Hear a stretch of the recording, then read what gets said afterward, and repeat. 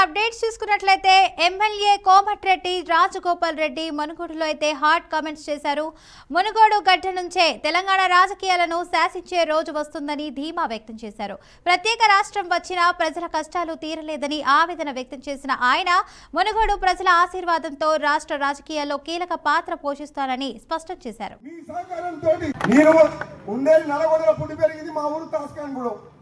నేను ఇన్ని రోజులు ఏమన్నా ఉండని చెప్పినా మనం మునుగోడు గుర్తుపట్టకపోయింది. ఇప్పుడు నేను ఏ ఊరు అంటే నాది మునుగోడు అని చెప్తున్నా. అంటే నువ్వు మునుగోడుని ఈ రోజు మునుగోడుకి ఎటువంటి గుర్తింపు వచ్చింది, ఎటువంటి పేరు వచ్చింది.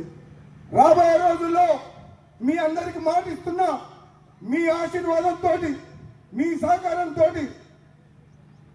తెలంగాణ రాజకీయాలను కూడా శాసించే రోజు వస్తుంది. మునుగోడు గడ్డ తెలంగాణ రాజకీయాన్ని శాసించి ఈ తెలంగాణ ఉద్యమకారులు కానీ ఈ తెలంగాణలో ఉన్న పేదల కోసం అవినీతికి వ్యతిరేకంగా, దోపిడీకి వ్యతిరేకంగా పేదోళ్ల పక్షాన గొంతు వినిపించే పరిస్థితి కూడా వస్తుంది. ఎందుకంటే మునుగోళ్ళ చండూలో తిరుగుతుంటే 100 ఇళ్లకు పోతే 90 మంది మహిళల కన్నీళ్లు మూసినారు. 100 ఇళ్లకు పోయినా 500 ఇండ్లు తిరిగిన చౌటుపల కాడ 190 మంది కన్నీళ్లతో బాధపడుతారు, కష్టాల్లో ఉన్నారు.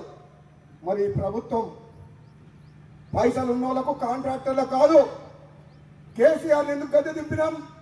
తెలంగాణ వస్తే మా పేదల బతుకులు బాగుపడతాయని చెప్పి తెలంగాణ ప్రజలు ఉద్యమం చేసి 1000 మంది యువకులు ఆత్మ బలిదానం చేసిండ్రు. తెలంగాణ సోనియా గాంధీ కాంగ్రెస్ పార్టీ ఇచ్చింది. కానీ మునుగోట్ల కాదు, తెలంగాణలో పేదల బతుకులు మారలేదు. నేను ఉండేది నల్గొండలో పుట్టి పెరిగింది. మా ఊరు